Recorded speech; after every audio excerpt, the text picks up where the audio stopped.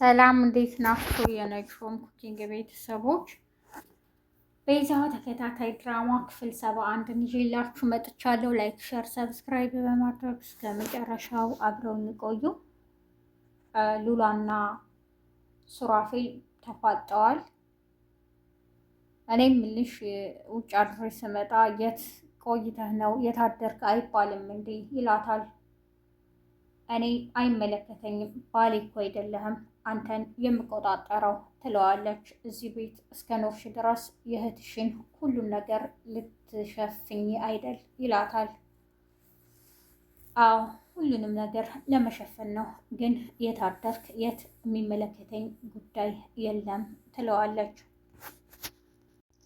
ሱራፊል ግን አንተ ምን አይነት ሰው ነህ? ምን ሆነህ ነው የምትቀያየረው? ትለዋለች። አንዴ ከዶክተሩ ጋር አንዴ ከኛ ጋር ምንም የማትያሰው ነህ ትላለች።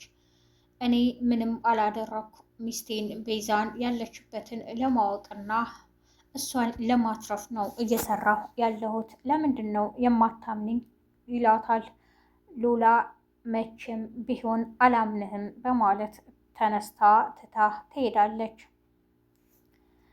አኩቻ ቀርቶባት በጣም ተናዳ ምን ሆኖ ይሆን ያን ዶክተር ሲደበድበው አይቻለሁ፣ በቃ የሆነ ነገር ተፈጥሯል እያለች ተጨንቃለች። ሚስቱ አይዞሽ ተረጋጊ ትላታለች ጓደኛዋ።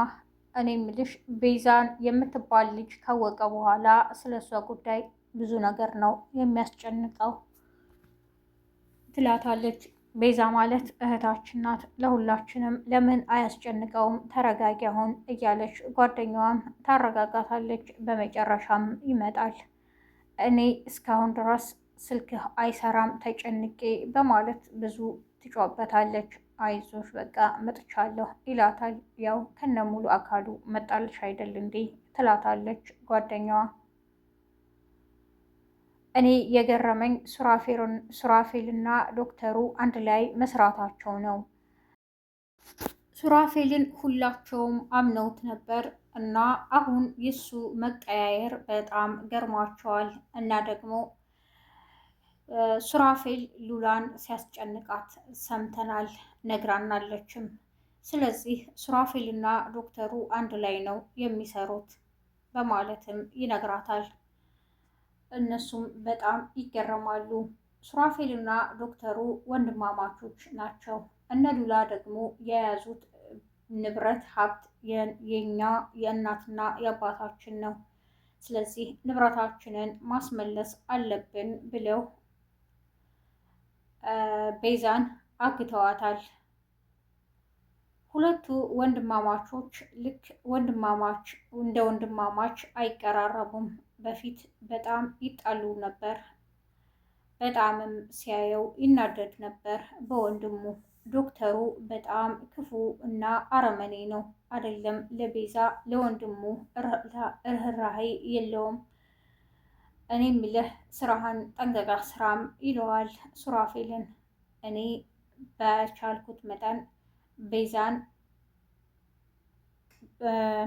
መድኃኒት እየሰጠሁ እንድትረሳ አደርጋታለሁ ይለዋል። ዶክተሩም ዛሬ ስታየኝ እንደምትናደድብኝ እንድትሆን ፈልጋለሁ ሱራፌል እያለ ወንድሙን ይነግረዋል። እና ምንም አይነት ነገር እንዲነቃ አልፈልግም ብሎታል። እነ ሉላ ዶክተሩና ሱራፌል ወንድምና ወንድም መሆናቸውን አላወቁም።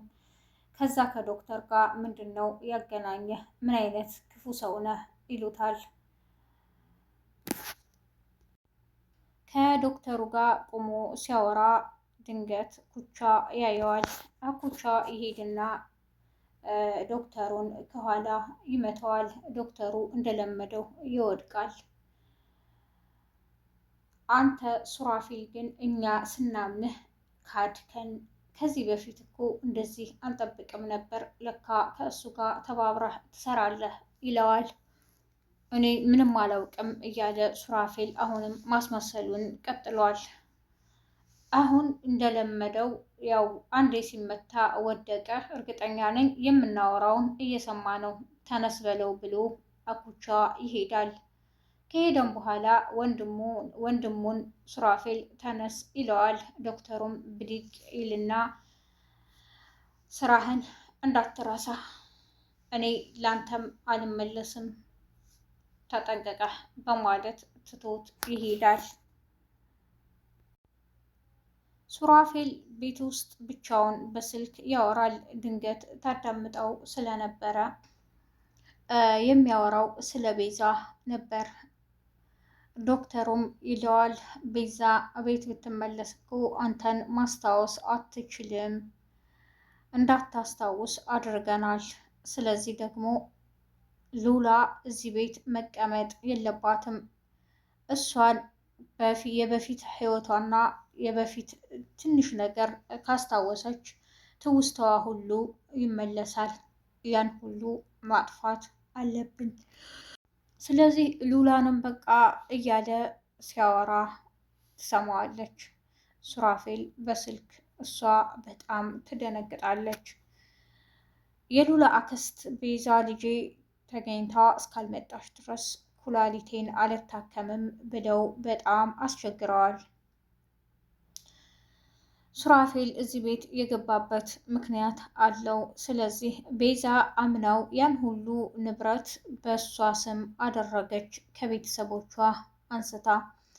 አሁን ደግሞ እሱ እንጋባ ካለ ከተጋቡ በኋላ የቤተሰቦቿን ንብረት ሊወስድባት ነው ይላሉ አክስቷ የሉላ አክስት ሱራፌል እዚህ ቤት ከመጣ ጀምሮ ምንም አላመንኩትም